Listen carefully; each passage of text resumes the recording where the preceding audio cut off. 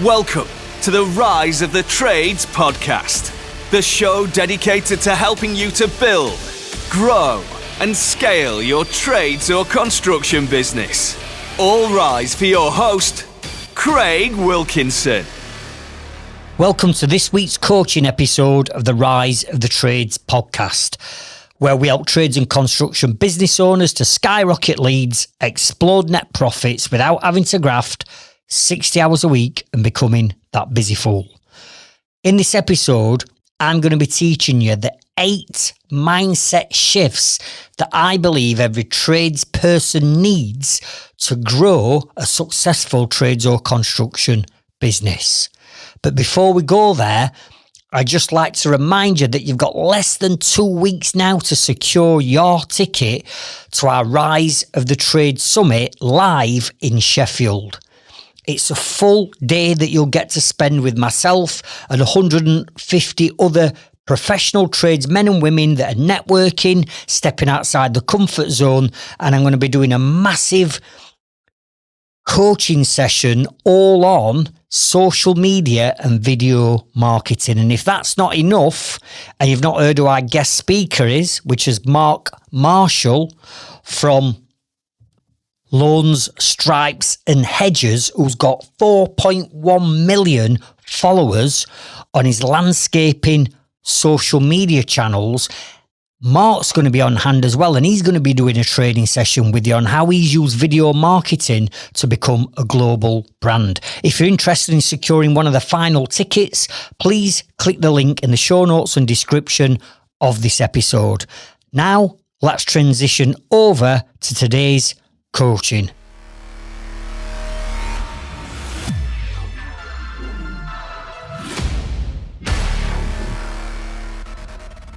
Let's get real for a second. The biggest thing that will ever hold you back in your business isn't the economy, isn't your customers, it's not your competition down the road, it's not that you can't find the right team, it's you.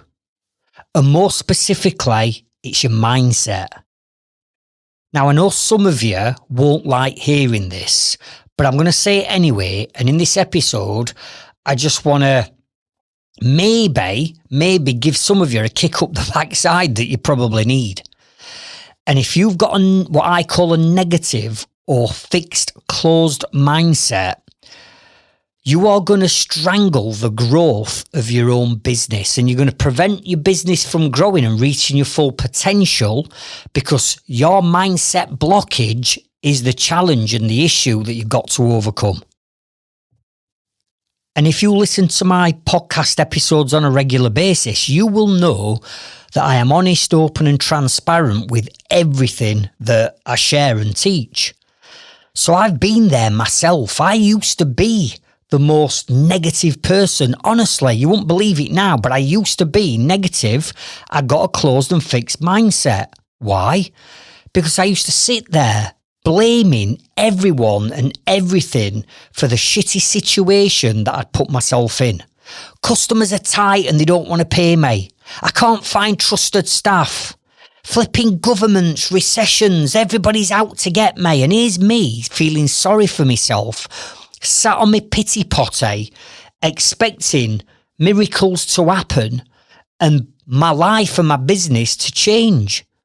But in reality, nothing would ever change while ever I was sat with that negative attitude. I felt stuck, frustrated.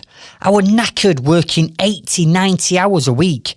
And I convinced myself that nothing were ever going to change and that I'd had to resort myself to the fact that, Craig, feeling like this, putting these hours in, having cash flow problems, having challenges with my team, having customers not paying me, I just thought this were all part and parcel of running a business.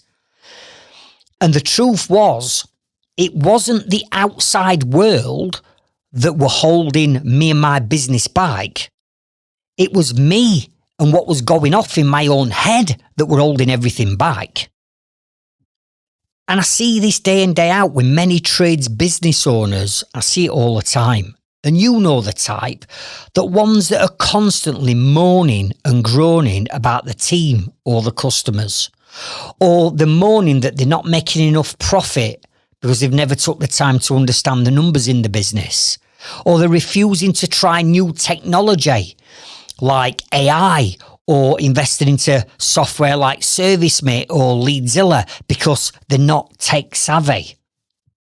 Thinking that the staff's the problem instead of looking at their own leadership skills, and believing that working harder and putting 6 days a week in and staying up till midnight doing your quotes, your paperwork and your admin is the solution to achieve success.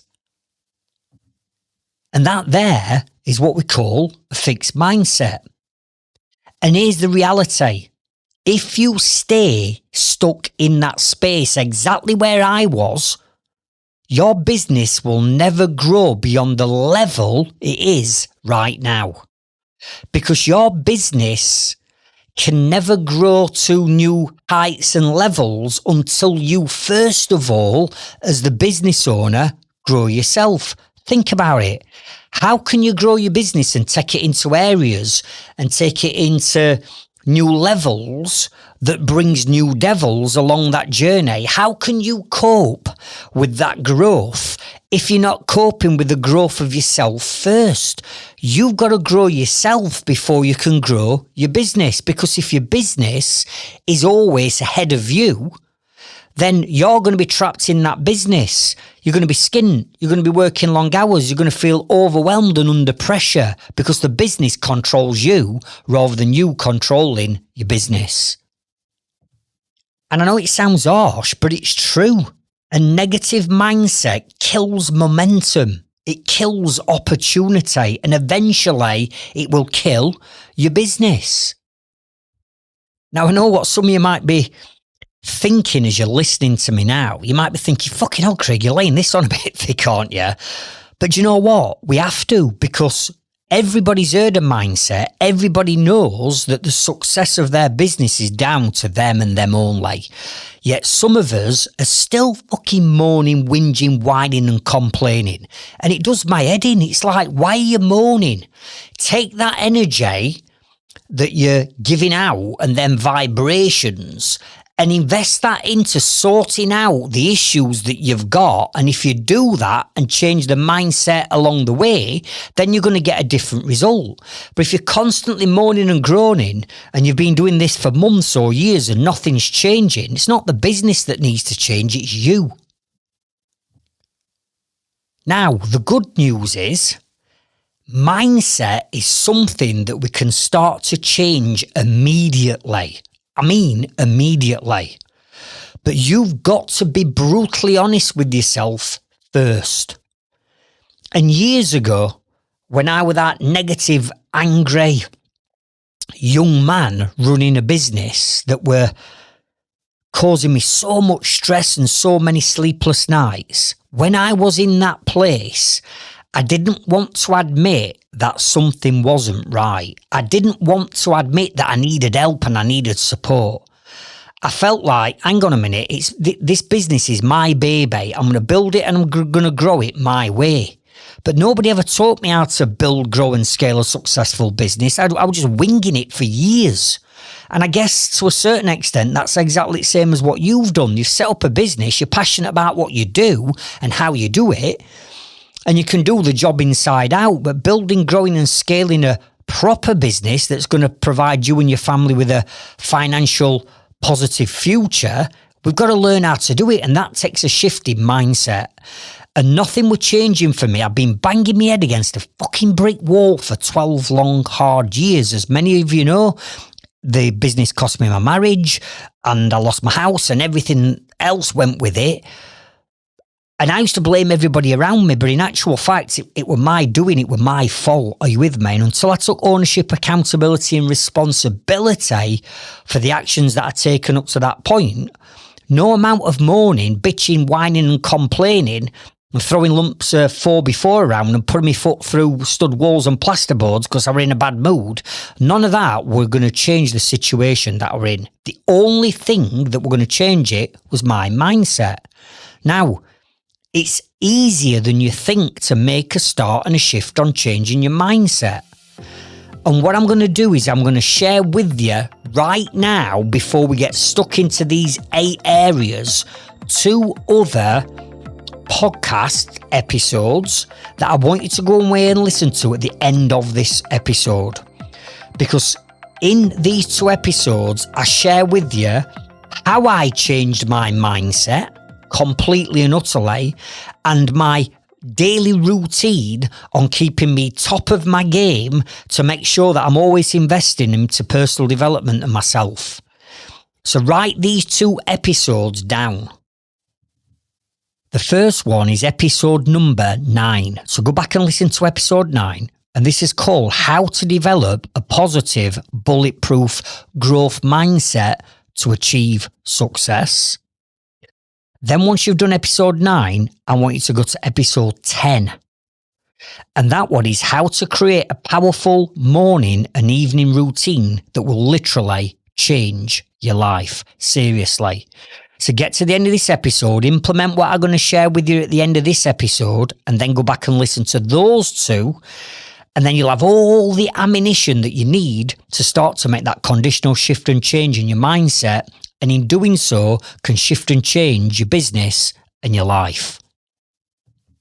So in the remainder of this episode, I'm going to break down the exact mindset shifts that you need to start to make to become successful, not only in business, but also in life. No fluff, no fucking daft motivational speeches or anything like that. Just real practical shifts that's going to unlock that growth potential that I know that you've got inside, and your future self is begging you to take action on what I'm going to share with you. And this is going to feel uncomfortable for a few people, because listening to me as you're processing what I'm saying and putting yourself in these different positions, you might say to me, do you know what, Craig, out of these 8 areas that you've just shared with me, out of these areas, 6 of them I'm struggling in. That's exactly me. It's like you're talking about me. Right, good. It's a wake-up call that you're going to need. So grab your notepads, grab your pens, and let's get stuck in.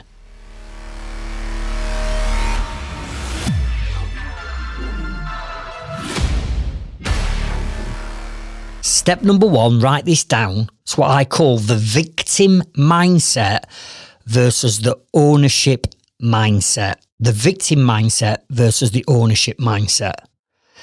Now, I hear this all the time from different trades. For example, Craig, I'm not generating enough leads. Leads are starting to dry up and I'm starting to panic. Okay, so what are you doing for your marketing then? How are you generating leads?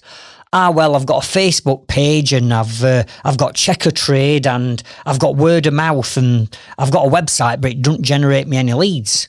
Okay, so you're doing like below the bare minimum. Right, here's what I want you to do.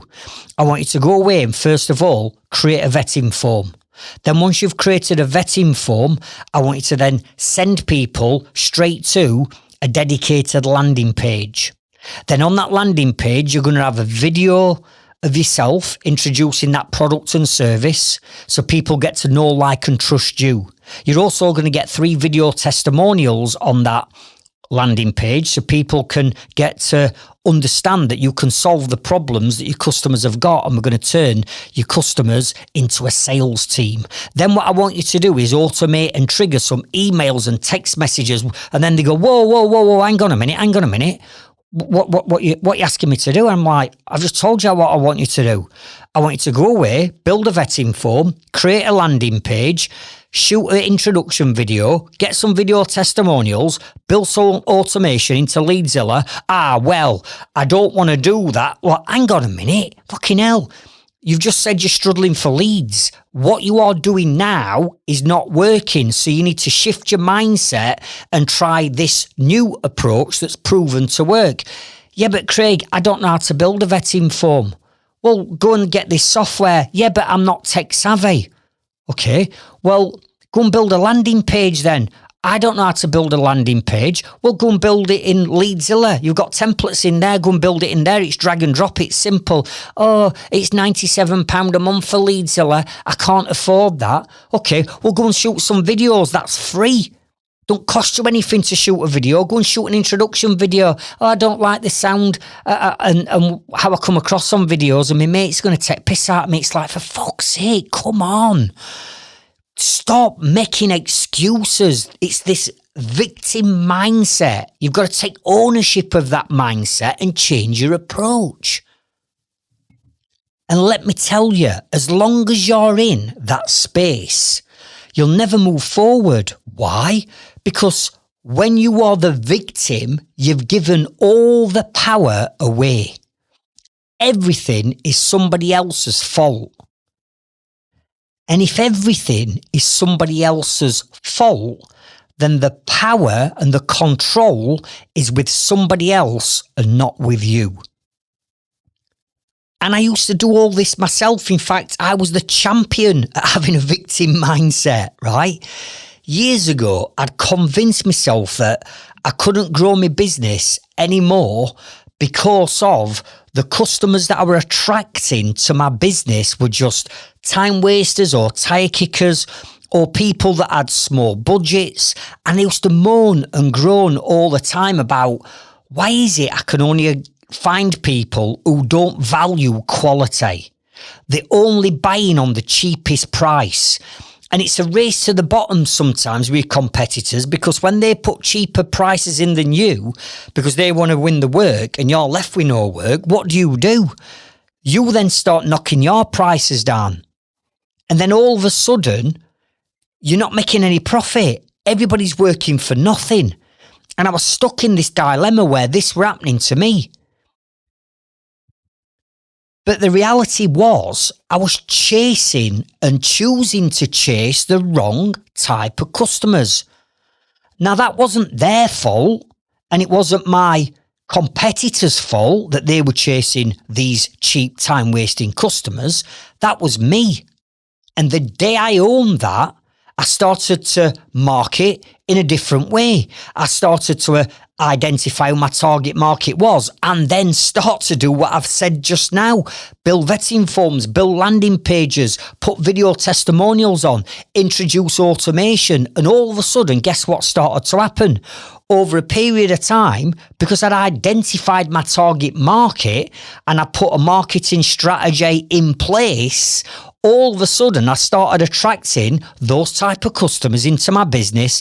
And guess what happened? My margins and profit went up. You see, the ownership mindset says no matter what happens, I am responsible for what I do next. Nobody's holding a gun to your head and forcing you to run the business the way in which you run it. So if you've got challenges around anything, whether that's marketing, whether that's systems, whether that's cash flow, whether that's your team, whether that's your customers, whether that's time management, whether that's sales, doesn't matter what challenges you've got, nobody's holding a gun to your head and saying you've got to continue to keep doing it that way. You've got an option to change your mindset and change your approach. So it doesn't matter if the job goes wrong. It doesn't matter if the apprentice makes a mistake. It doesn't matter if the customer wastes your time. What you've got to ask is, what could I have done differently? And better off, what will I do better next time? And if you keep asking yourself questions, open-ended questions that start off with what, when, why, where, who or how, every time there's a mistake or every time something's not working right, and you say, what did I do wrong? What could I have done better? What can I change next time? How can I prevent this from happening again? If you start asking better quality questions, then you'll come up with a better answer. And when you come up with that answer, then what we do is we take a different approach by answering that question differently and taking massive action to implement whatever we need to implement to make sure that we don't get repeated negative results. And I know it's harsh, but here's the truth. Nothing changes until you take 100% ownership and accountability for your actions. Now, that doesn't mean everything is your fault, but it does mean everything is your responsibility. The victim blames, the owner adapts, and only one of these is actually going to grow your business.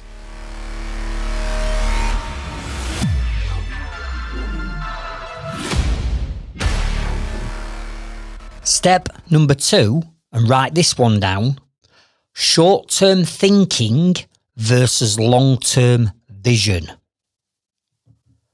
Most trades run the business like this: let's just focus on today's job, or this week's invoices need to get out by Friday. Or maybe if you are organised, you might be thinking about next month's diary, but that's about as far as the long-term vision goes. And it feels safe, I get it, but it's actually dangerous for your business. Why? Because short-term thinking means you're always firefighting and spinning plates. You're never building. When I first started my joinery business way back in 1994, I decided that, listen, all I needed to do was just fill the week with work. Or if I could get 2 weeks, or even better, if I could get a month's worth of work in front of me, I were laughing. But what happened? A job had cancelled. A builder that I might have been first or second fix an extension for were delayed. And then all of a sudden, I was stood around, and within a couple of years, I'd already started employing staff, and I got subcontractors working for me. Now all of a sudden, they're standing around doing nothing. Cash flow dries up, panic starts to set in, and all of a sudden it's like, hang on a minute, I'm running this business, but it's costing me now because I've got people stood around doing nothing. I've still got to pay the wages. I've got no working. So what do we go and do again? We just go and price jobs and then lower the price just to get work in, just to keep us busy. But that's not how you grow a business. That's got busy fool wrote all over it, hasn't it? And that's exactly where I was. I was that ultimate busy fool. And I get it. If you're doing almost everything in your business because you've not put the right systems in place, you've not got the right SOPs, standard operation procedures in place, you've not got a team or a skilled team to delegate to, or maybe you've tried delegating in the past and it's backfired, and then you've complained and moaned and whinged and whined like I used to. Oh, I've tried employing people, I've tried bringing in an office member of staff to help me, and it backfired. No, it backfired because you didn't have the right systems. You got no video tutorials on how to raise that invoice, or you got no SOPs on what you want your team to do on site. And you got no delegation or leadership skills, so you've been winging it and expecting miracles from people who haven't got any systems to work towards, and you've given them no real training, and then you're moaning why it's not working. Well, that were me. I used to get up Monday morning stressed. Before I'd even fucking left the house, I was stressed because Monday morning phone would ring, one of the lads had knocked because they'd gone out and got pissed up on a Sunday night, or subcontractor couldn't make it to a job because of whatever reason, their job had overrun and now I've got to put my customer back. Materials weren't turning up on jobs, cash flow problems, being put on stop by suppliers because my cash flow was so bad and I couldn't get material. Listen, I've been there. I know what it feels like. But when we're in this moment where we're not long-term planning, we're only firefighting short-term, nothing's going to change because we're spinning plates and we're just jumping when customers say jump. And all I wanted to do on this hamster wheel that I felt I were on was just get to the end of the week. And if I could fucking grab my breath over weekend, and that's when I weren't having to graft a Saturday or a Sunday morning to make me jobs or time or money up. It was like, I've got a couple of days off at weekend, and then Sunday evenings, I used to win a right downward spiral because I was fucking dreading Monday morning. Come on. You must know what I'm talking about because I'm guessing at some point you've been through it. So the shift has to start with long-term thinking. What's the bigger vision? What's the bigger plan for you and your business, and you've got to give yourself some breathing space. You've got to give yourself some time out of the business to start this planning. Because if you start to do the planning while you're rushing around like a blue horse flying an headless chicken, you're never going to do it, are you? So it's setting time aside to look at the plan. What is the next 5-year plan? What's the 5-year vision? What's the 3-year vision? What's in your 12-month business plan? And then what we do is we break and dissect that 12-month business plan down into what we call a 90-day, 13-week, 3 months action plan. So we're starting to plan the future, including things like, what's my most profitable product and service? Okay, it might be this, right? So what do I need to change in my marketing to get more of those leads in for that profitable service to make me more money? Right, so now we need to start looking at bringing in a new marketing strategy. But then when the leads come in, I need them to go into ServiceMate or Leadzilla or Tradify or whatever you're using, so that I'm not staying up till daft o'clock at night doing all my paperwork. I want the systems to run the business. Right, let's look at bringing systems in then. When all this starts to kick in, how many more members of staff do you need? How many more vans are you going to need? To be able to afford that, what does your turnover need to be?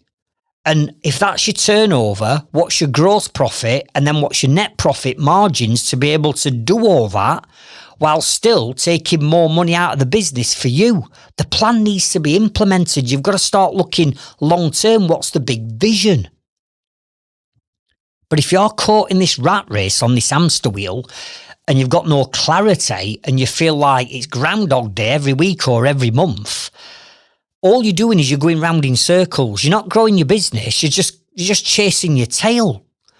And what's the point in doing that? Surely you want to progress. You want to progress and reach your full potential, and you want your business to. Well, the only way you're going to do it is by long-term planning. Now, I've got 2 podcast episodes that's going to help you with this. They're pretty similar and they tie into each other. So I want you to go and check out episode number 35, which is how to create a 12-month business plan and a vision to grow your business. And then once you've done 35, I want you to listen to episode 45, which is then how to create a 12-month business plan and a 90-day action plan in 5 simple steps. Now, if you are a Growth Club member, inside our Growth Club, waiting for you this very minute is a 7.5-hour training, coaching full day that I did live for our members recently, where I walk you through every step on how to create your 12-month plan and your 90-day plans. And I also give you downloadable spreadsheets to start working through to help you get your plans together. But remember, we've got to start shifting our mindset away from short-term thinking to long-term vision and planning.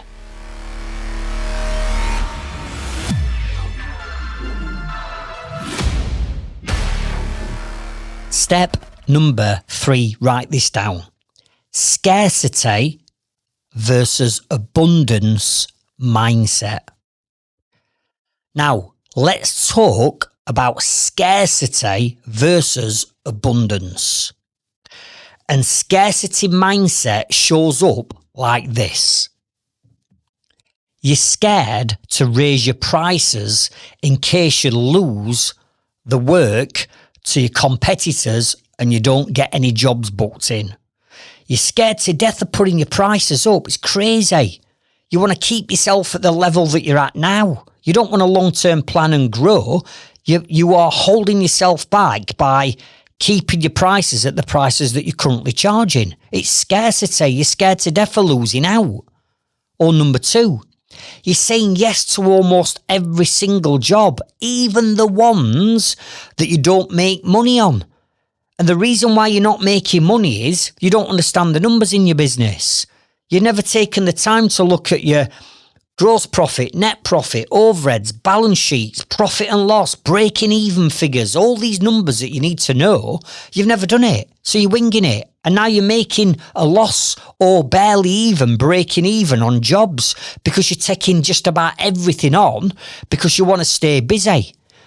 And this is even worse as you grow your business, because if you're not bringing in the right business and you've already taken on members of staff, or you've got subbies working for you, you've got to feed the beast, as I call it. You've got to keep the work coming in because you've got all these people working for you, and that's massive pressure. So what do? You lower your prices, you don't put them up, and you just about take any type of job on to keep the business fed.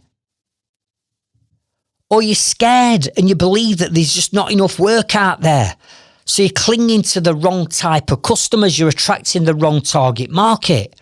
And all of a sudden, it only takes 2 or 3 people in any Facebook group to say, has anybody seen a dip in leads recently? And then, oh my God, all the victim mindsets come out, don't they? Oh yeah, it's me. Leads have dropped off for me. I'm having to rely on checker trade or this or that. I'm like, fuck's sake, there's loads of work out there. There's stacks of work out there if you're doing it right. But if you've got the victim mindset and you're always moaning or complaining that there's never enough work out there, there's an abundance of work. It's just not coming to you because you've got the wrong mindset. It's the scarcity mindset that you've got. And that's the thinking that's going to keep you broke. And again, I said I'd be honest. I've been here. I used to chase every single job. I had to, because at one point, as I started to grow, I got 10 members of staff and 5 or 6 subbies. That takes some feeding. That business took a lot of feeding, right? So to me, it didn't matter if it were like a tiny little repair job or it were a massive fit out. My diary was rammed, but my bank account wasn't, because half the jobs were priced too cheap. And the other half, the customers were a flipping nightmare. The day I realised that not all this work coming in was good, and I had to change my mindset to change the amount of work and the quality of work that were coming in, then things started to change. Now let's flip the coin. The abundance mindset says there's loads of work out there. I've just said it, haven't I? There's stacks and stacks of work out there for you to go at. There's always more customers than there is. There's almost more demand for work than you can cope with.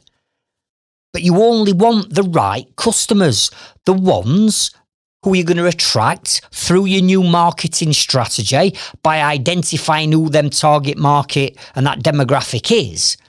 You want the ones who are going to pay you properly, who value your time, who value paying extra and a little bit more than everybody else for a quality job with guarantees that they're not going to be messed around, that you're going to start the job and you're going to finish the job, that you're not going to take the deposit money to fund another customer's job.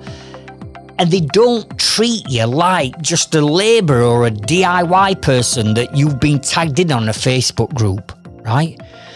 But there is so much work out there, even in recessions. Honestly, I've been through 2 recessions, and I'm sure some of you might have been through one. And there might be some of you, if you're newish to business or you've not been in business since 2010, you've never been through a recession. Well, let me tell you now, there is less work out there when there's a recession. But in the 2 recessions that I've been through, when all my competitors were battening down hatchets, right? Pulling hatch down, regrouping, getting rid of their overheads, laying people off, putting cheap prices in. I looked at this with an abundance and growth mindset. And I said to myself, do you know what? I've got 2 options here. If I do what everybody's telling me to do, which is scale back, I'm going to be at the same level as my competitors. Because if I scale back, what's the difference? What's the differentiator between us and them when it comes to the work that was around? How about I do something completely different with this new mindset I've got? Instead of scaling it back, why don't I increase my prices? Why don't I invest more money into marketing than I ever have done before? Because here's how I looked at it. When everybody else was slowing down and tightening the budgets and the purse strings and laying people off, I'm thinking, I've always been struggling for good labour. There's some really good labour out there. This is a prime time for me to make hay while the sun shines and bring some new members of staff or subbies in, because the labour is there. Then I'm thinking, if they are reducing the amount of work that they are taking on, then clearly there's going to be more work out there than ever before, because they can't take as much work on because they're reducing the staff and they're cutting back. And I'm like, hang on, I'm going to do opposite. So what did I do?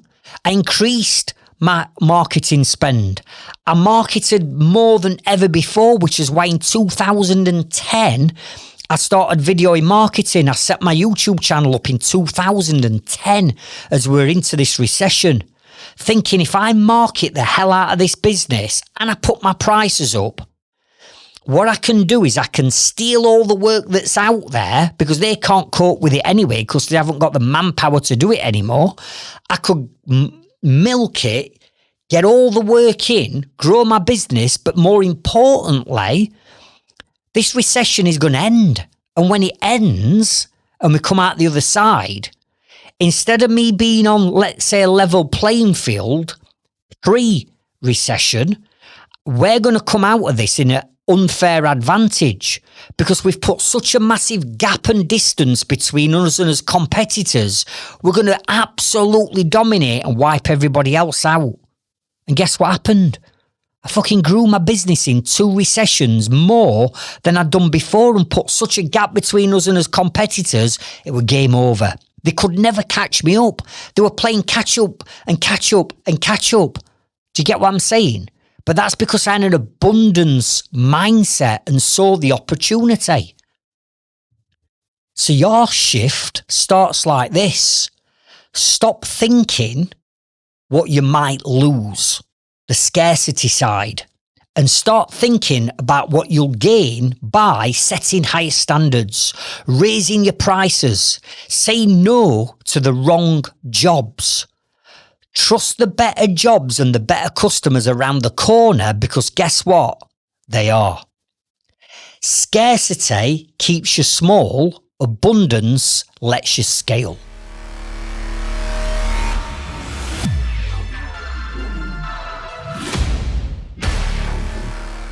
Step number 4, write this down. Working in the business versus working on the business. And this one's huge. You see, most trades start out on the tools, exactly like I did, exactly like you probably did. And there's nothing wrong with that. We've got to start as business somewhere. But the problem comes usually years later, where you're still stuck there. You're still stuck on the tools. And because your reputation started to grow, the likelihood is you've got maybe an apprentice or a couple of engineers or fitters or subbies working for you, right? So now you've got to, what I call, do this feed the beast. So to do that, what you end up doing is you make the classic mistakes that every single trade person's made, which is you're on the tools during the day running the business, right? You're on the tools doing the day-to-day fitting, let's say. Then you're going to builders merchants. Then you're organising labour. Then you're dealing with your customers. Then you come back. Then you've got to do your marketing. Then you've got to do your books and you've got to do your accounts. Then you've got to go and do the surveys at evenings or weekends or on your way home from work. Then you've got to do your pricing. Then you've got to put the quotes together. Then you've got to get your invoices out. And then all of a sudden you're stuck on this hamster wheel, right? Working all these hours, right? And you're no better off from where you were on day one. All you've done is compile the chaos because you've got more business to bring in, more work to bring in because you've got more people working for you. And that's exactly where I were. And you know what? I'm going to tell you, and this is embarrassing, I'm going to tell you how long I was stuck in this part of the cycle for, right? 12 long, hard, freaking years were I in this position where I'm thinking, do you know what? I need more work coming in. So if I have to take on other type of work, right, to keep us all going, because now I feel trapped in this business because I'd grown it and it were a monster and it were out of control, right? I just thought that if I worked harder, I'd earn more money. But all that happened with me working harder, and what I mean by working harder is grafting on the tools in the day, or maybe going into office, dealing with all the day-to-day running of the business, then sorting out all the marketing to feed the beast, all the quoting, all the paperwork and all this lot, led me to being in office at 6 o'clock in the morning, seriously, in at 6. I might be outside Jewson's or Travis Perkins at 7, half 7, loading up. Then I'd be driving to job. I'd be a full day on tools on a job while I'm managing 2 or 3 other jobs and babysitting a team that were on other jobs who were all giving me grief and problems. Then what I do is on the way home from work, I might nip to have a look and survey a job. Then I get home, have my tea, spend half an hour with my kids if I were lucky and my wife. Then I get the laptop out and then I'd be sat till 11 o'clock at night doing all my paperwork. Listen, there's only 160 hours in a week. You've only got 160. You've got no more than me, no less than me. We've all got the same. So if you're going to constantly fill these hours with work stuff, where are you going to find the time to work on the business and improving and growing it rather than just working in the day-to-day grind of the business? So the shift has to start to happen now. And that means you looking at improving things like your systems and your procedures in your business.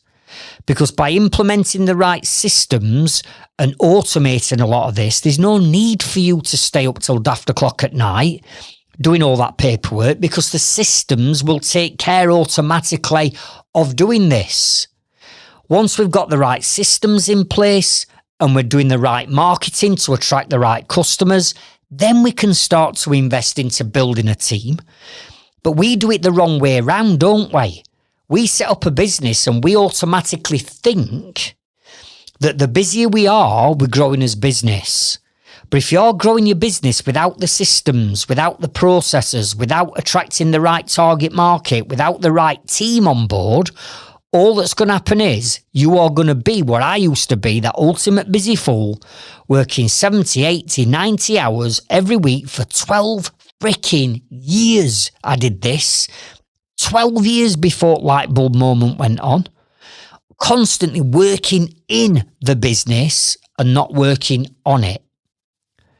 Now, what I mean by working on it is where you're going to set dedicated time in your default diary, where you're going to block out time every week to invest time into working on the business, working on the systems, working on your marketing strategy, working on bringing better qualified members of your team in. You've got to work on the business to grow it, or otherwise you'll just stick on the hamster wheel. And that's where the saying is coined from: working on the business, not in it.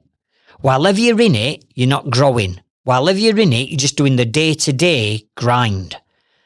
Working on it and the bigger vision and the plan and implementing new strategies is what's going to help you grow your business. Now, you will have heard me swear by what I call my default diary, and I run my business and I run my life through my diary. And I mean this, you'll never meet anyone so particular and anal with the time. Because I've only got 168 hours in a week to run 4 businesses. I've got 4 children. I've got 3 grandkids. I've got to fit all that lot in. So I am meticulous with where I invest my time and who I give it to. And if I've not got dedicated time booked into my diary for certain things, and you were to come to me to steal some of my time, and I've not got that time booked in, and you ask me for my time, the answer is no.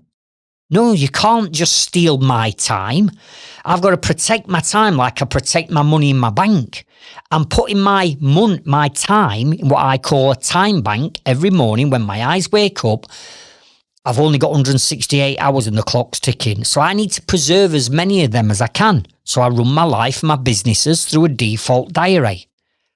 Now, you might be sat there going, Craig, what the hell is a default diary? So what I want you to do is I want you to listen to episode 4. And that in there, I teach you how to create a default diary to get super organised and become more productive and more efficient and get more done in less time. How can I run 4 businesses? I've got a wife that helps me, by the way, in the businesses. I'd be lost without her. I've got my wife, Sarah. I've got 4 children. I've got 3 grandchildren. I go to gym almost every day. I've got hobbies that I do. I have weekends off. How can I do all that when some people can't run one business with a couple of members of staff and they end up running out of time? It's because you don't value your time. Time is more valuable than money. I can teach you how to make more money. That's simple. Stick your prices up by 10% today. But some of you won't because you've got that victim mindset. That'll get you more money. But what I can't get you and create more of is time, because we've all got 168 hours in a week. So check out episode number 4 and go and set yourself up a default diary and then block time out in your default diary every single week to work on your business and not be on the tools working in it. Remember this, a tradesperson works in the business, but the director of a limited company or a business owner works on the business. Which one are you?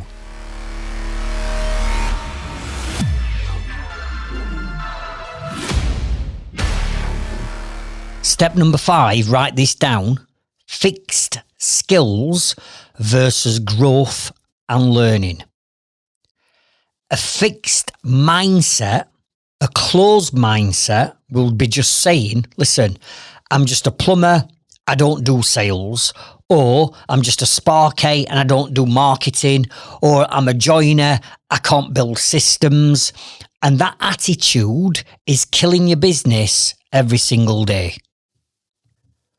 Because here's the reality, and you will know this by now, that if you're running a business, you need to learn new skills. You need to learn leadership skills, sales skills, marketing skills, finance skills, system skills, people skills. All these are new skills that we've got to learn. There's no doubt that you can do the job and the trade that you have set up in business doing. You could do it with your eyes closed. But if we're not going to learn new growth skills and new growth learning and develop our mindset to thinking, hang on a minute, if I really want to grow my business, I've got to learn and implement new skills and strategies, then we're never going to get there. We're just going to stay with that small, fixed-minded skill set that I'm just a joiner. And that's exactly what I used to think all them years ago. I used to think, do you know what? I'm a joiner. I'm not a businessman. You know, I'm not an entrepreneur. And all these words used to make me shudder a bit. They used to make me like cringe. Ooh, entrepreneur, business owner. I'm a fucking joiner, man. Get on with it. But while I ever had that mindset, then guess what? I would stay a joiner. And I even remember having this thing in my head like, anybody who wore a suit for a job or a shirt and tie, let's say, for a job, I used to call them years ago suits. Oh, look at them suits. You know, they go to work in the corporate business and they're all la-di-da and all this lot. Yet me, I'm a grafter. I roll my sleeves up. I get stuck in. You know, I'm a manual worker. And I used to have this like differentiating stereotypical stigma about people who wore suits. That's how far gone I'd been back then. But the realisation of 12 years grafting me nuts off for very little reward made me realise that actually I need help. And it pained me to say it back then. I didn't want help. I wanted to do it my way. But clearly after 12 years, it had got me to where I got to. I'd grown the business. That was evident in the amount of vans I had on road and the amount of people that I had working for me. And on face value, people used to look at me going, oh, he's doing all right for himself, that Craig Wilkinson. He's got all them vans on road. He's got beautiful offices. He's got his own car parking space. You know, his scaffolding banners are everywhere. You can't drive round the road in and around Sheffield without seeing one of his vans. On face value, it looked like I got this really big, successful business. And for some people, they might say, well, actually, that is success, Craig. You know, having your own offices and having all your vans and all these people working for you, that's success. And I used to think same, but it weren't. It was just a trap that I'd fallen into. I mean, do you really call having nice offices and loads of people working for you and loads of vans success when you're working 90 hours a week, your stress starts at max, you're robbing Peter to pay Paul? Because that's what were happening, in all honesty. No, that's not success. That's just a busy fool who had a joiner's mindset that wasn't prepared to invest into learning new skills to build and grow a business that were going to take care of me and my family. So it pained me to ask for help, but 18 years ago, I brought a business coach into my business. And honestly, I thought it was a complete waste of time and money at the time. I mean, all I wanted to do was understand how to make more profit and how to work less hours and how to be less stressed. That's what I wanted to know. But my business coach gave me 3 books to read. I'm like, what the fuck am I supposed to do with 3 books? And he's like, read the books, Craig. I'm like, listen, I was 36 years old at the time. I said, I have never read a book in my life, and I'd not. I'm not the best at reading, right? Full stop, and spelling and all that. I'm just not. I said, so I'm not reading 3 books. I'm paying you all this money to coach me. I want to know how to make more money, how to work less hours, and how to get less stress because I'm stressed at max. And you're giving me freaking books to read. And he's like, here lies the problem, Craig. If you cannot simply read 3 books that I've given you, I cannot work with you and I cannot get you working less hours and earning more money. I can't do it. And I'm like, what do you mean you can't fucking do it? Just tell me how I should be pricing jobs. Just tell me how much profit I should be making. Just help me get my time back. And he's like, I can't. I'm like, why can't you? He's like, because you've not got the right mindset. And I'm only asking you to read 3 books and you're refusing to do that. So when I go away and I tell you to sit down with me, you and your accountant, and we start digging deep into numbers and understanding it all, or we start putting systems in place, or I get you to sack 5 of your most least productive members of staff and we employ 5 more the way I'm going to teach you to employ people, you're never going to do it. I'm like, okay. So what did I do? I read the 3 books that took me almost 6 months to read 3 books. But once I'd read the 3 books, by the time I got to the end of them all, the penny finally dropped. And I realised after all this time, after 12 years, I realised what the biggest obstacle, what the biggest hurdle, what the biggest bottleneck and problem was in my business all along. And it had not been my customers or my team or my marketing or my cash flow. It had been me. Now, when I understood this, I'm like, okay, step 1, I finally accepted it. Step 2 is, right, I'm ready for you to start giving me some new strategies because I'm willing to implement them into my business. So I was willing to learn new tactics and new approaches, but I had to have that change in mindset to allow me to do it.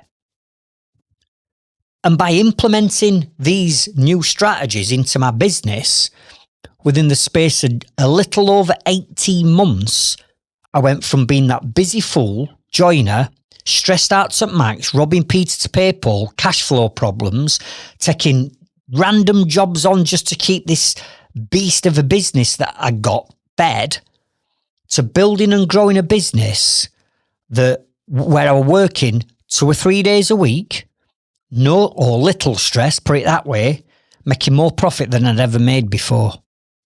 And it all came down to a shift in mindset and learning new skill sets that I implemented into the business. So your shift that you need to have is this. You've got to be always consuming 2 types of content. Write this down. Number 1 is motivational content. And what I mean by motivational content is content, whether that's a video, whether it's a blog article, whether it's a book, whether it's a podcast, whether it's a course that you take. You've got to be consuming motivational content to keep you pumped up and fired up and motivated to take action. Because if you're not motivated and you're not firing on all cylinders, it doesn't matter what I teach you on these episodes. If you're down in the dumps and you feel like you're in a negative spiral and you've got little to no motivation, then guess what? You're not going to take action, are you? So number 1, I consume content and I get all my Growth Club and Inner Circle members on this journey consuming content that's going to fire you up and motivate you to take action. But then number 2, you need what we call educational content. And this is exactly what you're doing right now in listening to this podcast and all the other podcasts. By listening to this, you're now learning new strategies, new tips, new tricks, new things that you can implement into your business. And I give them away for free. All this lot is free. And now you're motivated, you're more likely to take action on what you're learning from this education. So again, whether you're learning from podcasts, audiobooks, Spotify, lead magnets, courses that you might take, getting mentors, joining our Growth Club, joining our Inner Circle. We've got all this knowledge that we can share with you, but unless you're motivated, you're not going to take action on it.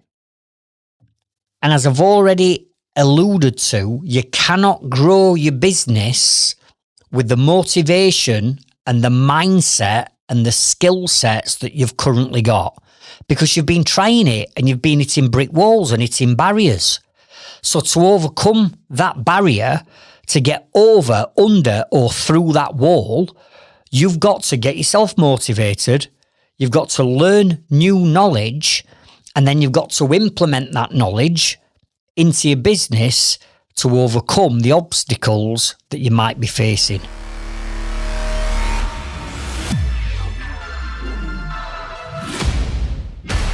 Step 6, write down lone wolf versus building a team. You see, so many tradespeople say, listen, Craig, nobody can do the job as well as I can. Nobody can run this business as well as me. And you know what? You're probably right. And it's probably true. But if that's your mindset and that's your attitude and that's your approach, you'll never get beyond a one-person band or a one-person band with maybe a labourer and an apprentice working for you, and therefore you are going to be stuck forever. And I was a control freak. I used to cling to literally everything. I used to have to do the quoting, the ordering, the fitting on the tools, invoicing, in office, washing vans, everything I had to do because I just didn't trust anyone to do it as good as me. And I tried bringing in an apprentice. and they couldn't do the job, so I'd let them go. I tried bringing in other joiners or other tradesmen that weren't adequate, albeit they told me that they were adequate to do the job, and they cost me time and money and upset my customers, so I let them go. I tried bringing in admin staff to look after all the admin, and they couldn't do the admin. So all this led me to thinking, do you know what? By the fucking time I've shown them for 10th time, I might as well just do it myself. Because at least I know that if I do it, it's going to get done right the first time. But what's actually happening in your business whenever you're saying this to yourself? Let me tell you. Your working hours are just going to keep going up and up and up. Because you're having to do everything yourself. And the more your hours go up, then you're stealing out of your own time bank. Because remember, we've only got 168 hours a week in a time bank. So if you're going to work for 68 hours of that week, and then you've got sleep to come off 7 nights a week, then you've got your weekends to yourself, then you've got your family life, then you've got your hobbies and all that. Don't leave you a great deal of time, does it?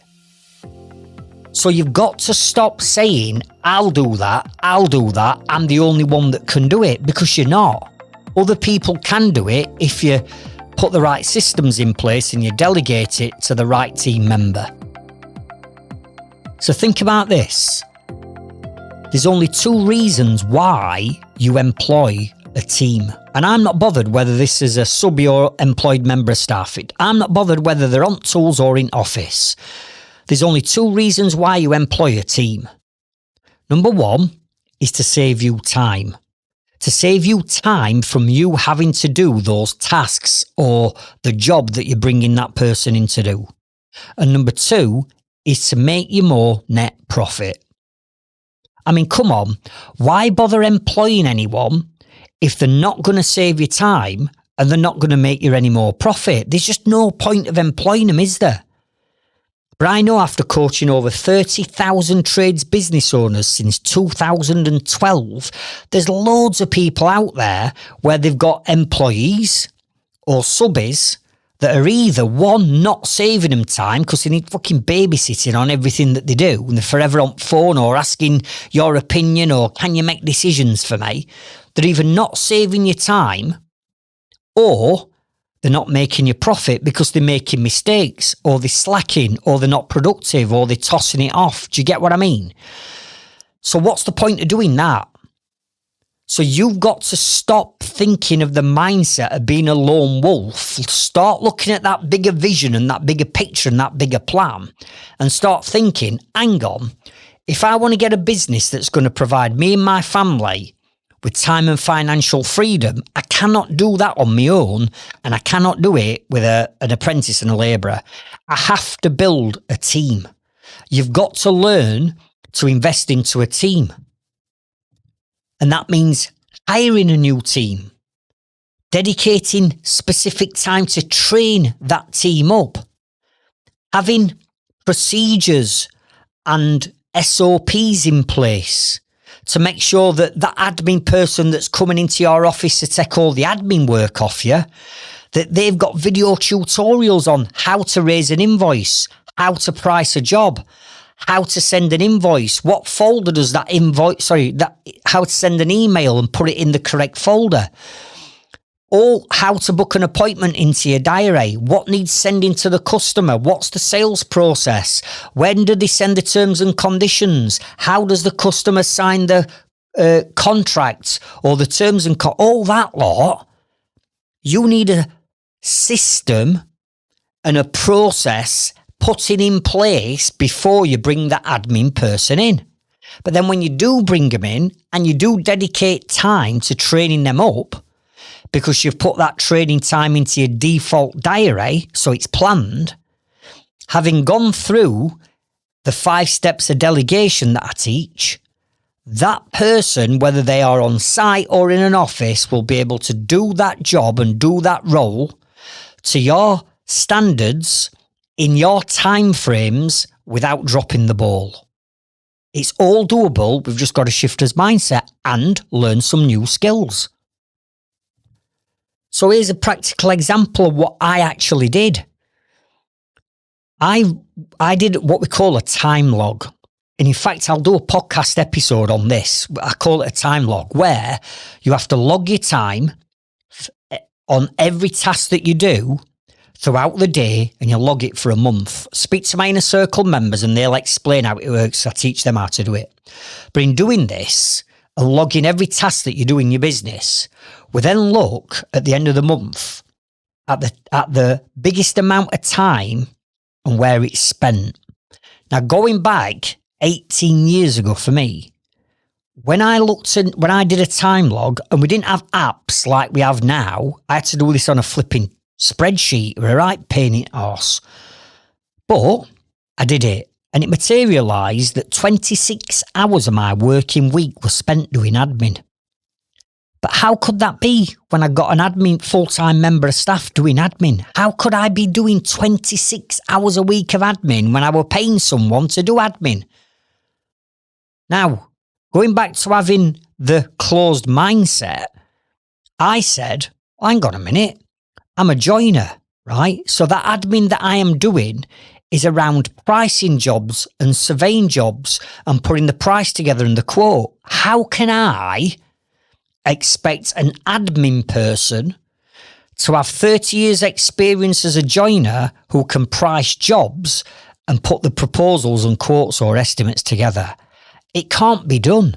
Remember what I was saying earlier about short-term thinking versus long-term game. I'm thinking short-term. Nobody can price jobs up like me. I go and do the survey. I'm the joiner. I've got 30 years experience.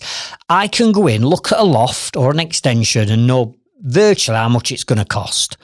So therefore, I'm the only one that can come back to office. I'm the only one that can put the price together. I'm the only one that can put the proposal together. I'm the only one that can sort out payment terms based on interim payments. I'm the only one that can communicate with that customer. My coach said to me, really? Honestly, Craig, what? You're telling me that you're the only director of a building company on the planet that has to do everything themselves and do all that? And I'm like, well, no, I'm not, because there's other business owners out there that have got, estimators and things like that and surveyors that can do it. He's like, right, so it can be done then. And I'm like, well, it can be done, but I can't do it because I've got a closed mindset. And I was like, it can be done. If other people are doing it, it can be done. Would you agree? And I'm like, yeah, it can be done, but no, can it be done? Yes, right. All we need to do is get out of your head what you do when you go and survey a job, all the measurements you take, how you do it, what do you measure up, when do you measure it up, how do you document it, get that out of your head and put it into a system. Then what do you do when you come back to office? I'm like, well, I price up and I've got some spreadsheets that I've created and all that. I'm like, okay, right. So if we were to then get out of your head how you use the spreadsheets to price jobs and put a system in place, we could get someone else to do it. I'm like, well, yeah. And then what do you do about pulling your proposals together and how they're laid out and your payment terms and how do you work out, what the deposit percentage is and the first interim payment at whatever stage you're at on that job? If we can get that out of your head, we can put a system in place. And I kid you not, 3 months later, having said it's impossible for me to delegate that, within 3 months, we put a system in place for all them areas and I delegated that system to my admin staff. 3 months later, I'm not doing any more surveys. I'm not pricing any jobs up. I'm not doing any quotes or emailing them off. I delegated the whole lot. All because I had a change in mindset and put a system in place and then trained my team admin member up on how to run the system. So you need to start with something practical and something simple. It could be as simple as, right, I'm going to get a virtual assistant in, and that virtual assistant's just going to start by answering phones and booking appointments into my diary, booking surveys in. Right, get a script together on how you answer the phone. Teach the admin person the script and role play it with them so they get it right. Then go through how you book surveys into your diary and let them do it. And just start with something as simple as that to start off with. And that might free up hours of your time a week. And with that freed up time, what I did with my 26 hours in a week, I'm thinking, flipping heck, I've got like, let's say 25, 26, 30 hours a week back. When I knew all this stuff started to work and I could see results, I'm like, I'm going to reinvest that 26 hours into the next big thing that took a big chunk of my time. And that was running jobs, because we had like 5, 6, 7 jobs on a go, 7 loft conversions, 7 extensions, whatever. We had all that lot on go at any one time. So me having to flip between every job every other day were time consuming. I'm like, right, all I need to do is work out what I do when I flip between jobs, put that into a system, employ someone, and let them take that time off me, which were about another 20, 30 hours a week, let's say, babysitting people on sites and visiting jobs and schmoozing with customers. 3 months later, I did that, and then I've got another, let's say, 26 hours a week back. And all I did is I kept chunking that down, and within 18 months, I went from working 60, 70, 80 hours a week to working 2 or 3 days a week. Why? Because I've put a team in place and learned that I couldn't be a lone wolf any longer. A lone wolf will hit a ceiling point where they run out of hours in a week. And it doesn't matter how much work you've got stacked up, you can't get to it because you've run out of hours. But a team builds an empire. And the truth is, the sooner you stop trying to do it all yourself and the sooner you actually build a business that runs without you by bringing in a team, the sooner you'll achieve time and financial freedom in your business.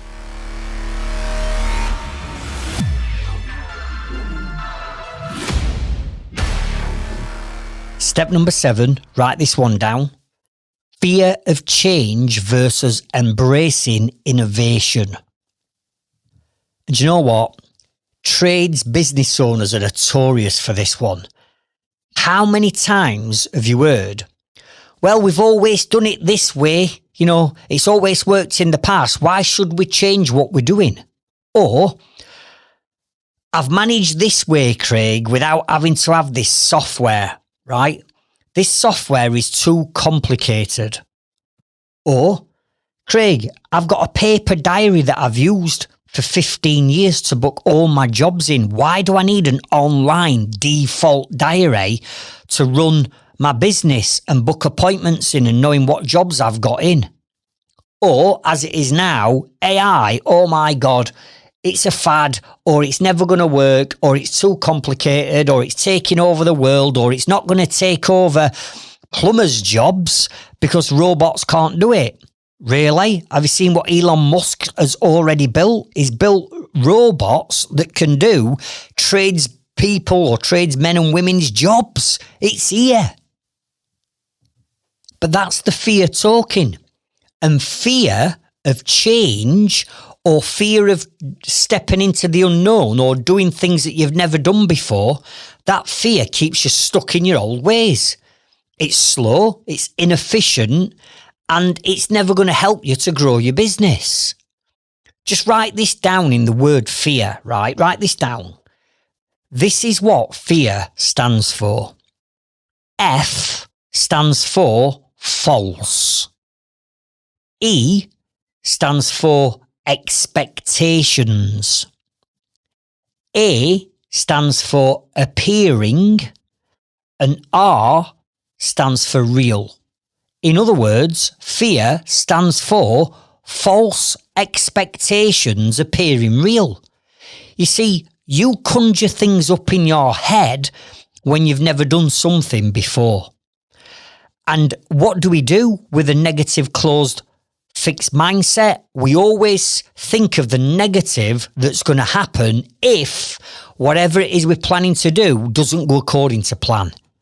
Yeah, but Craig, if I started pricing correctly, like your profit and pricing calculator you've built in your growth club, when I put my prices into that, it's telling me that I should be charging an extra £35 an hour to cover all my overheads and everything.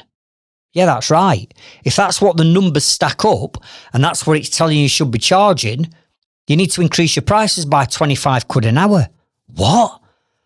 If I increase my prices by 25, £35 an hour, right, I'll never win work. No, you will. Yeah, but I won't, because I'm already at the high end already.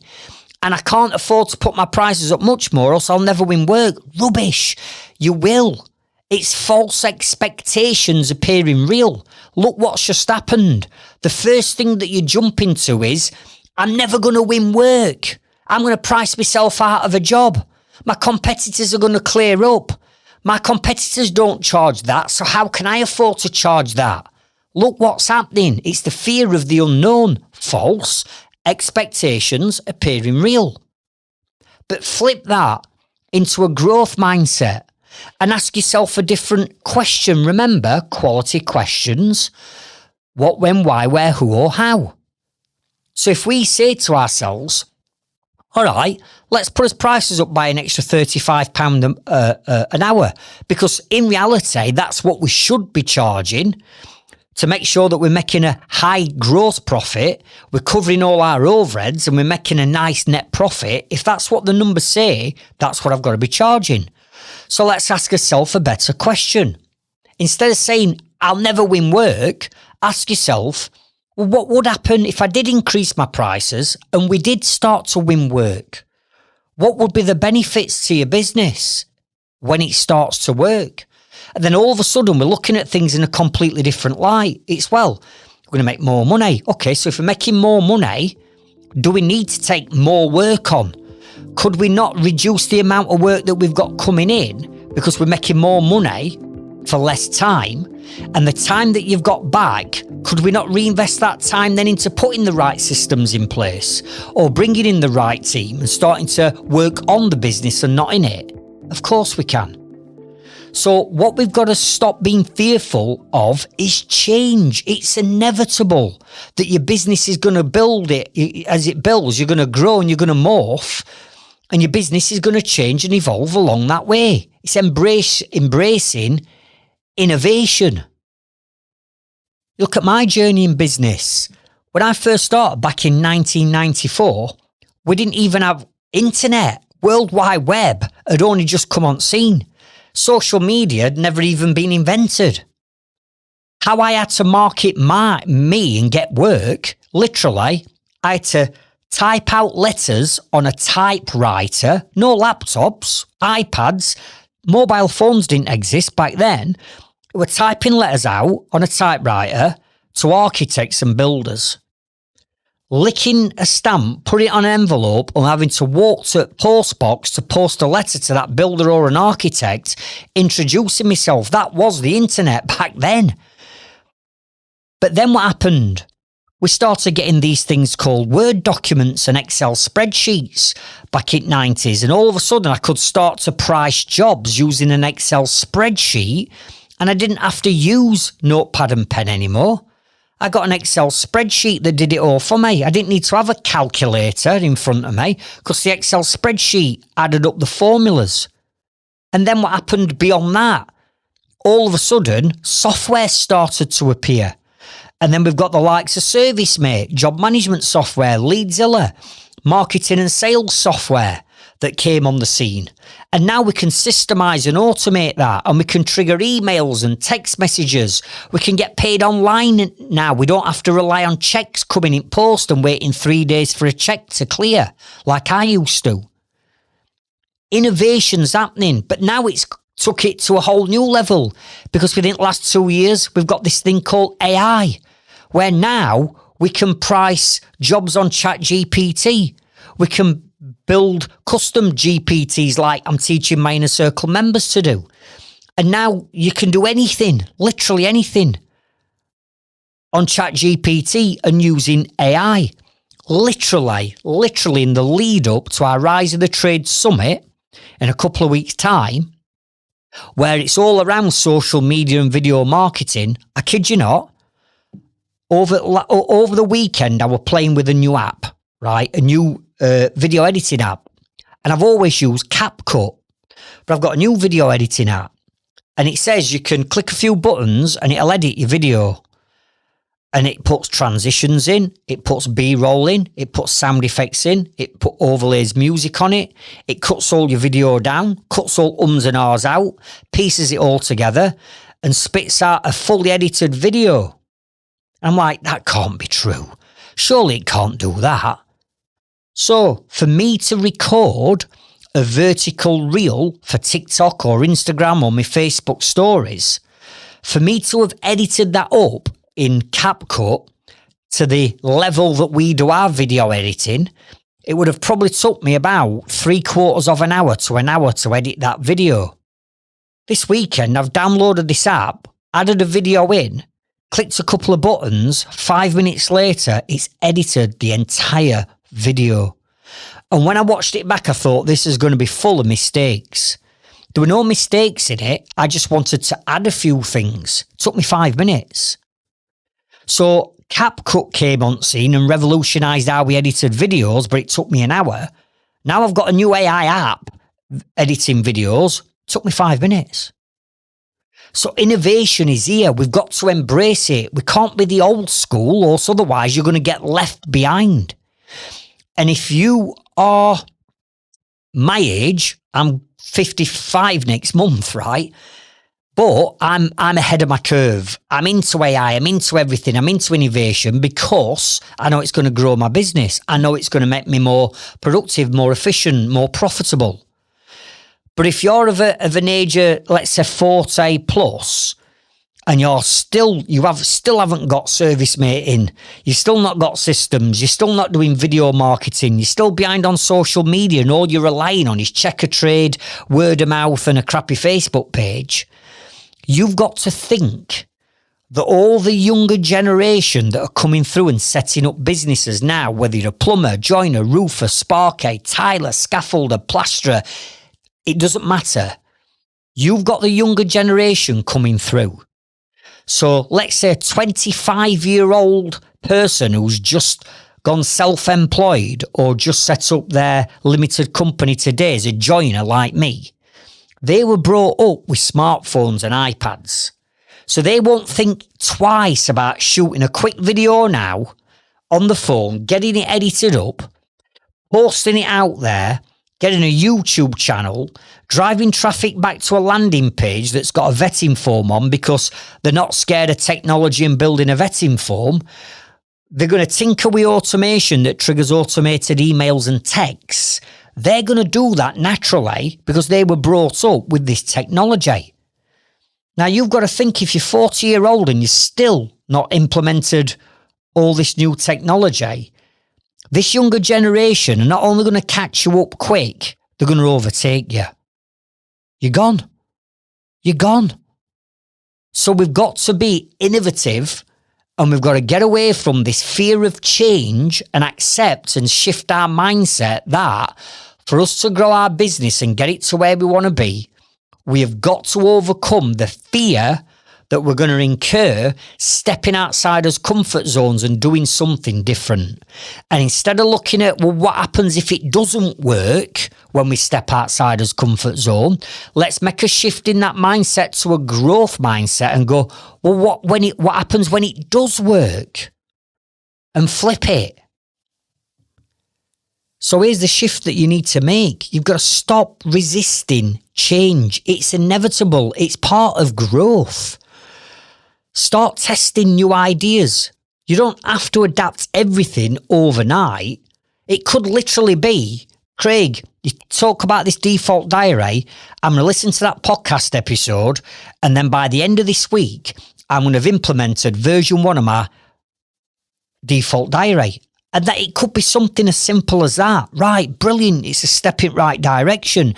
Then when you see the default diary working and you start to get your time back, more productive, more efficient, and you know that all this works, you're then more susceptible to doing more because you know it's going to work. Because the trades who embrace innovation will leave the old school businesses miles behind. Remember, change does feel uncomfortable, but so does being stuck in the cycle that you're in right now.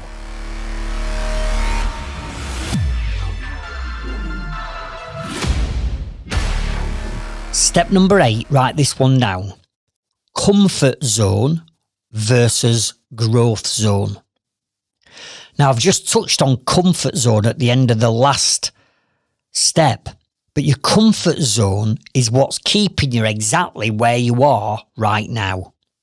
Same type of jobs, same turnover, same levels of stress, year after year, same results. Nothing seems to be dramatically changing because it feels safe where you are right now, but it's slowly killing your potential and the growth of your business. Because while ever you're sat in your comfort zone with your little comfort blanket underneath you, doing your day-to-day stuff, taking 5 steps forward and 3 steps back, there are people like me, like our Growth Club members, like our Inner Circle members that have took that comfort blanket off, thrown it in skip, and now they're embracing this new mindset and are willing to push themselves outside that comfort zone. And the magic happens outside the comfort zone, not in it. Growth happens when you take risks. You can't be in business and not take risks. Everything you do moving forward is going to design to take you to a new level. But along that journey, when you get into that new level, I have this popular saying, new levels bring new devils, which means because you've never taken yourself to that level, as in personal or business-wise to another level, you're going to go through the fear of not knowing what's going to unfold. But if we've got that strong growth mindset, it doesn't matter what's thrown at us. And even if we make mistakes, we'll learn by the mistakes. We'll take the learning out of what went wrong. Then we'll get his head down and we'll go again. And I'm here to tell you, at every level that you move up to during that growth period of getting from level 3 to level 4, these devils are waiting for you. And they're there to test you. And they're there to test you to make sure that you're ready for that next level. Because you going from a 250 grand turnover to £1 million turnover is going to encounter new levels, new stresses, new strategies, new people, new cash flow problems, new marketing problems that you've got to overcome from going from a 250 grand turnover to £1 million plus. You can't do that underneath your comfort blanket, can you? But along that way, these devils are going to pop up. And what they are designed to do is to try and kill you off. And they're trying to slay you. Because if the devil wins and you bottle it, or you haven't got the right mindset, or you haven't got the right skill set, or you've not invested into yourself, and the pressure of growing your business becomes too uncomfortable, too stressful, feeling overwhelmed, then guess what's going to happen? You're going to hit that pressure point and you're going to bounce back down and you're going to go, do you know what? I can't do this. It's too much like hard work. What I'm going to do, I'm going to get rid of officers. I'm going to lay a few lads off, get rid of a few vans. And instead of having all these people and all these overheads, here's what I'm going to do. I'm going to reduce my overheads, go back to working from home, just keep 2 at vans, keep a couple of apprentices. I'll go back on tools. I'll get rid of all that pressure. I'll still end up earning as much money as I am now. Yeah, we can go backwards. We can. That's the easy option, to turn around and go back to a level and back down the stairs to a level that you've already been on. The hard part is pushing yourself outside that comfort zone into the growth zone where you don't know what to expect. You know, the devil's waiting to slay you. But once we get through that and we get to that next level, all that pressure comes off your shoulders. You're at that level. We have a breather. We get the plan. We reset the plan. We have a breather, gather us breath, gather us momentum. Right, we go again. And we know that to get from that level to the next one, we're going to go through pressure. Because that's what growth is. It's a growth zone that we've got to go through to get to that next level. And I'm telling you now, If I had £1 for every time I wanted to throw in the towel and pack in over all them years I've been in business, 32, almost 33 years, if I had £1 for every time I wanted to pack in, I'd have been a millionaire a long time ago, right? But the one thing that I never, ever, ever, ever done is quit. I will not quit on myself. I'll not quit on my dreams. I'll not quit on my family. I am not quitting. So I push myself through these pressure points and these growth zones because I know at the other end is a big result, a big milestone, there's a win, and there's something that's going to move me forward. And some of the scariest things that I've ever had to do that I never thought when I were a struggling joiner I'd be doing, like standing on over 500 stages and presenting to over 30,000 tradesmen and women. The first time I ever had to stand on a stage, I mean, I'm just Craig, a joiner from Sheffield. What am I doing standing on stages? That proper took me outside my comfort zone. The first time I were ever on TV, that took me outside my comfort zone. The first time I decided to set up multiple businesses took me outside my comfort zone. Every time you come to hire a new member of staff, and it doesn't matter how long you've been doing this for, you're always there thinking, can we afford it? Should we do it? Is it the right move? Well, if you've got a business plan and you know your numbers, then you'll know it is the right move. Every time I've been terrified, but every time I've taken that leap and pushed myself outside my comfort zone into my growth zone, and that is why I've become very successful in what I do, because I'm not a quitter. I never give in. So here's the question that you've got to ask yourself. What are you staying comfortable with right now? Maybe it's, I'm keeping my prices as it is. I'm not putting them up because I'm scared of putting them up. Put your flipping prices up. Seriously. If you were to put, specifically in domestic market, I'm telling you now, if you were to put your prices up by 10% now, 9 out of 10 future customers aren't even going to bat an eyelid. Seriously. Maybe you're avoiding hiring someone because you've already took somebody on to do a specific role in your business and it never worked out right and it caused you stress, it caused you grief, maybe you've had to have arguments, maybe you've had financial difficulties because you've taken on the wrong person and it's left a sour taste in your mouth and you're scared of doing it again. But go back to what I've said. You've only got 168 hours in a week. You can't be the lone wolf. Put the systems in place, get the SOPs together, put time inside your default diary to train that member of staff up and employ them correctly. Maybe you're hiding from your marketing because you know that you've got to be doing videos. You've got to have a TikTok channel nowadays if you're a trades business owner. You've got to be having vetting forms and landing pages and automations and sales pipelines and processes in place. Whatever it is, that comfort zone is the wall between you and the business that you're actually wanting and craving. And the only way to smash through it is do what I do, and that is accept it's going to be an uncomfortable ride until you get to that next level. But I embrace that uncomfortable ride now because I know that I always get through it, and there's always a win and a result on the other side. Remember, nothing amazing, nothing life or business transforming is going to happen while you've got that comfort blanket around your shoulders, sat inside that comfort zone.